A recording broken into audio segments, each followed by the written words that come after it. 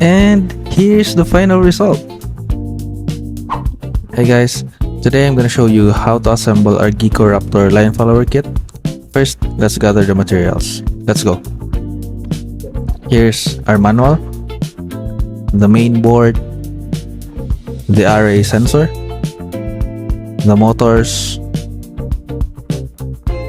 the motor mount, the IR remote, IR receiver, and some buzzer,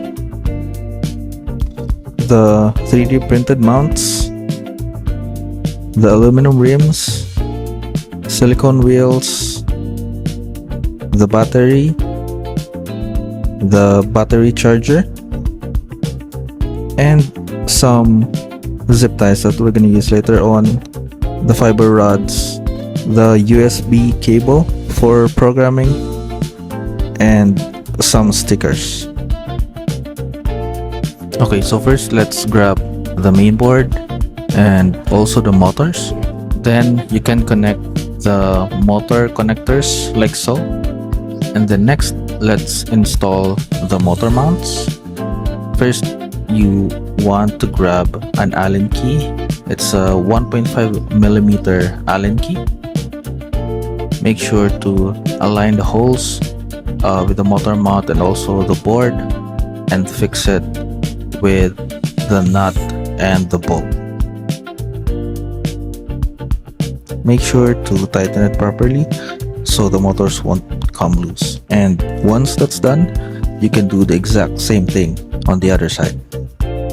Alright, so that's our main board.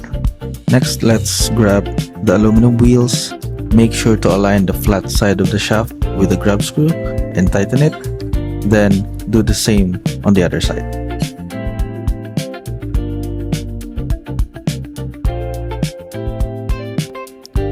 Next, grab the 3D printed mounts. You'll need them to connect the sensor array to the main board.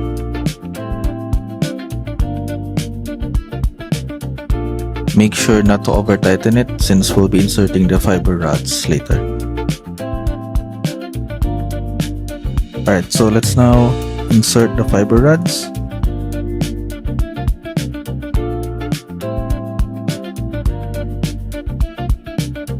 Next, grab the sensor array because we will be inserting or installing the 3D printer mounts onto the sensor array. Again, make sure not to over tighten them since we'll be inserting the fiber rods later on.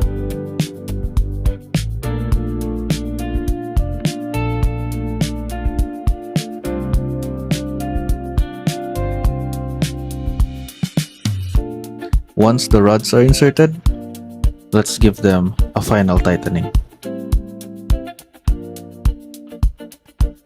Then, let's connect the sensor array, pull the tab, insert the ribbon cable, then close it again to lock it in place. Then, do the same on the other end. Next, install the silicone wheels, like so.